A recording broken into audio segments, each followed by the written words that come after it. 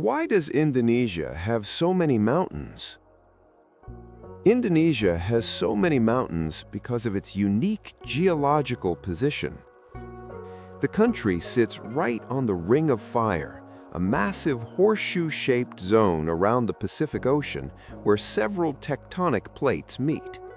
Here's why that matters. Indonesia lies at the convergence of the Indo-Australian plate, the Eurasian plate, and the Pacific plate. These plates constantly push against each other, creating uplift and forming mountain ranges.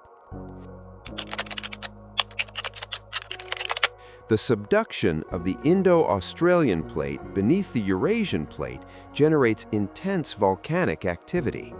That's why Indonesia has more than 120 active volcanoes, making it one of the most volcanically active regions in the world. The islands of Sumatra, Java, Bali, and the Lesser Sunda Islands are lined with volcanic chains, while Papua and Sulawesi also have rugged mountain systems formed by tectonic uplift. Over millions of years, eruptions, earthquakes, and shifting plates have built Indonesia's dramatic landscapes, from towering peaks like Puncak Jaya at 4,884 meters to smaller volcanic cones scattered across the archipelago.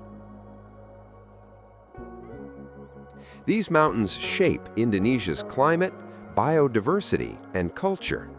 They provide fertile volcanic soil for agriculture, especially rice and coffee. They are central to local traditions and spirituality, often considered sacred. They attract tourism, from hiking Mount Rinjani to exploring Dieng Plateau,